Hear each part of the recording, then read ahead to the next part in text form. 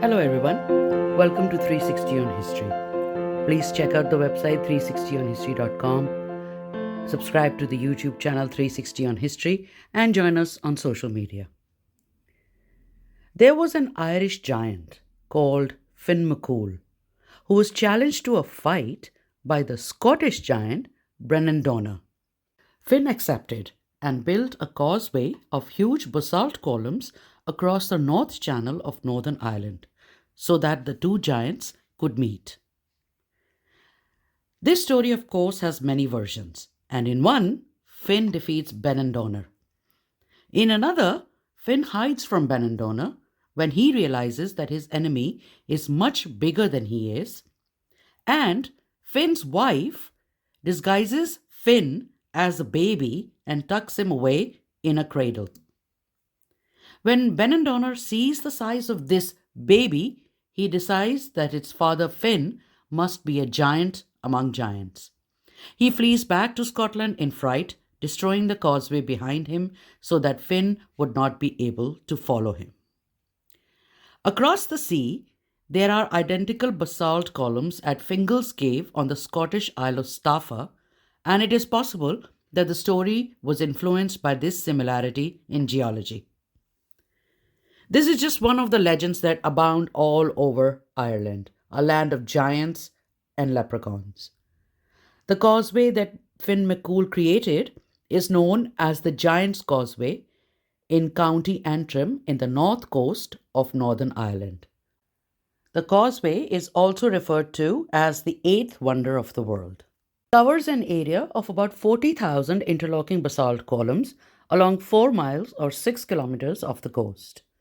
All of them are the result of an ancient volcanic fissure eruption.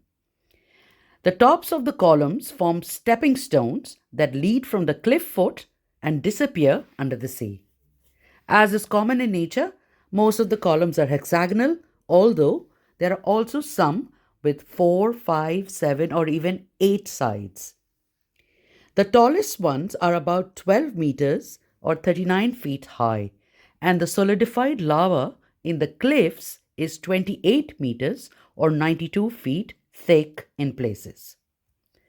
Now, how are these columns really created? About 200 to 175 million years ago, the Eurasian and American continents that were bound together as part of the supercontinent of Pangaea started to break apart, creating the mid-Atlantic ridge as they moved away from each other. This ridge primarily lies at the bottom of the entire Atlantic Ocean, from north to south. But portions of it have enough elevation to extend above sea level. For example, in Iceland, which represents the largest portion of the mid-Atlantic ridge exposed above sea level. If you visit that country, you should see it. During the next few millions of years, volcanic activity continued under the Earth's surface.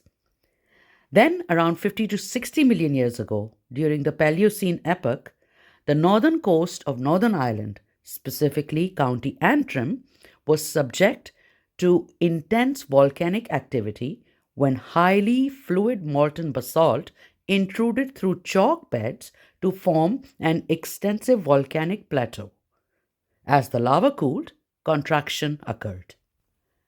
The horizontal contraction fractured in a similar way to drying mud, with the cracks propagating down as the mass cooled, leaving pillar-like structures which also fractured horizontally into what are called biscuits.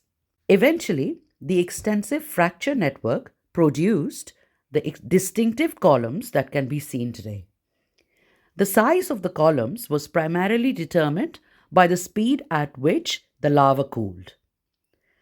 The basalts were originally part of a great volcanic plateau called the Thulian Plateau, which formed during the Paleocene. Some of the structures in the area have faced several million years of weathering and can resemble everyday objects, adding more to the Finn McCool legend.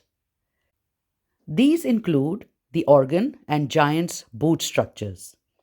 Other features include many reddish, weathered, low columns known as giant's eyes, created by the displacement of basalt boulders. The shepherd's steps, the honeycomb, the giant's harp, the chimney stacks, the giant's gate, and the camel's hump. The Giant's Causeway was declared a World Heritage Site by UNESCO in 1986 and a National Reserve in 1987 by the Department of the Environment for Northern Ireland. If you happen to be in Northern Ireland, it is definitely worth a visit. An experience you will never forget. Thank you for joining me on 360 on History. See you next time.